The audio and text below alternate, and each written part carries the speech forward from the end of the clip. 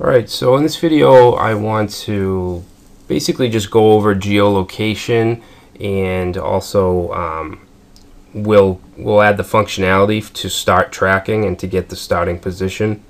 Alright, so let's go take a look. Let's take a look at the API.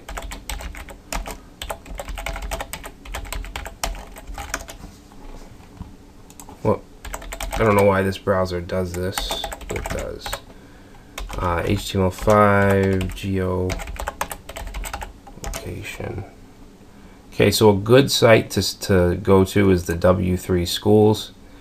Alright, and this just gives us an example. Alright, so basically we have a function called getLocation. Alright, so in our case it's going to be start tracking, and we're going to test to see if the browser allows geolocation. Okay, so it's very easy. If navigator.geolocation, alright, so if it is supported, then it's going to call this navigator.geolocation.getCurrentPosition function. Alright, and this is going to take a callback function called showPosition, or whatever you want to call it, and it'll also take an error callback as well if there's some kind of error. Alright, in this example they don't have the error because it's optional, but we will be using it. And then if it doesn't support it, then it's basically just gonna spit out this text that it's not supported. Okay, so the callback, the show position callback, is down here. Basically you pass it this position parameter, and then you can use that object, that position, to get the latitude and the longitude. Okay, so that's basically it for the getCurrentPosition API. Alright, so down here is an example of an error callback. Alright, so basically there's a few different scenarios where you may get an error. Okay, so one is that the permission is denied, so that if the user gets asked if they want to allow their location and they say no, then this is going to run. Basically it's just going to output a message. Okay, same with position unavailable. For some reason it can't find it, if it times out, and then if there's some kind of unknown error. So those are basically the four scenarios where you would get an error using this API. Okay, displaying the result in a map. Okay, we're not going to really do this right now, so we can skip that.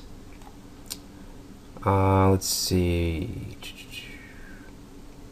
Okay, so the watch position is what we're going to use to keep watching where we're going, and to kind of track where we are. Alright, so that uses a success and error callback as well. In this case we're using a callback called showPosition again. Alright, and in that function it's the same thing. You can use the position object to get your latitude and longitude, but it updates as you move. Okay, so that's the watch position API. So that's basically it. It's pretty easy, and it's pretty amazing when you take into account what you're actually doing, monitoring somebody's movement, and there's such a little amount of code to do this. Alright, so let's get started with the dynamic functionality of our app.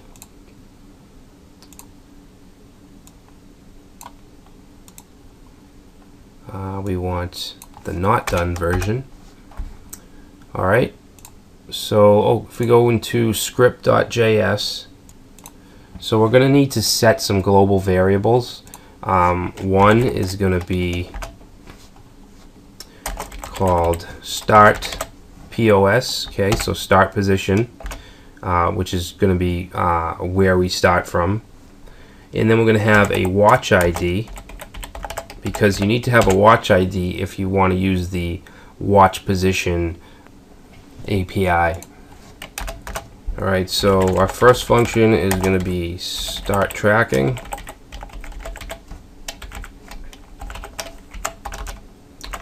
Okay, so what we're going to do here is we're going to first check and see if geolocation is supported by the browser.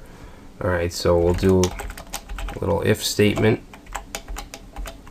if else. Alright, so basically we're just going to say if navigator dot geolocation. Okay, so if it's supported, we're going to do what we're going to do. If it's not, then I just want to send out an alert. Okay, so the alert will just say geolocation is not supported in your browser, or by your browser would make more sense. Okay, so if it is supported, then let's take care of the buttons first. Okay, so if we click start, it's going to start this function. So we want the start tracking button to disappear, and then we want to have the stop tracking button appear. Alright, so we can do that with document.getElementById. Okay, and then the ID that we want here is start button, or start btn, and then we're going to say, we're going to use dot syntax and just say style dot display is equal to none. Alright, so I'm going to copy that. Okay, change this to stop button, and then we want to set that to display inline. Okay, so that'll make it appear. Alright, so now we want to get the position with navigator dot geolocation dot get current position. Alright, and basically we're going to have two callback functions. One's going to be show position, and then the next will be show error. Okay, and we'll create those in a little bit. Then what we want to do is we want the watch position API, and we're going to assign it to a watch ID.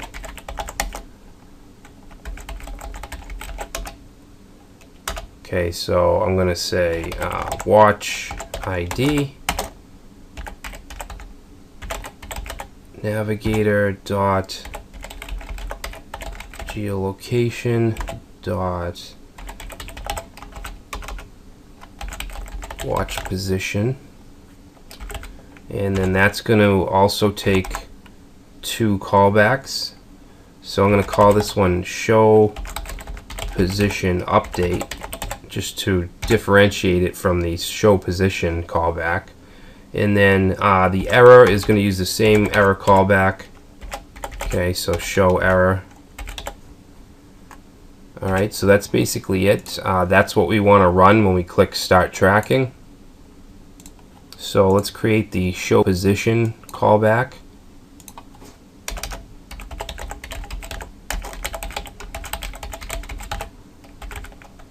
Okay, now this callback is going to take in a parameter, okay, called position, and that's what we're going to use to get the latitude and longitude.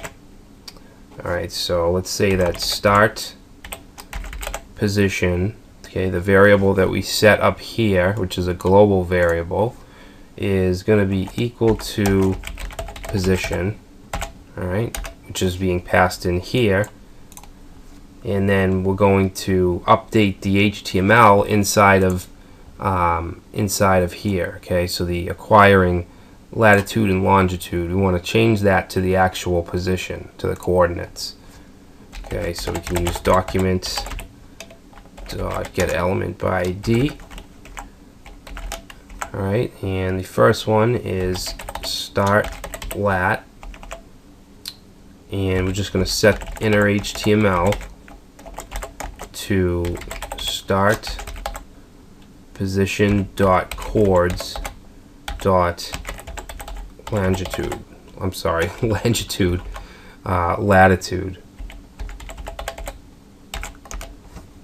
Okay, we'll do the same thing for the longitude. And we actually have a typo here, HML. It should be HTML, obviously. Okay, so let's save this and just see what happens. We should get our starting position. Okay, which we don't. Show error is not defined. So that could be affecting it. So let's create the error callback.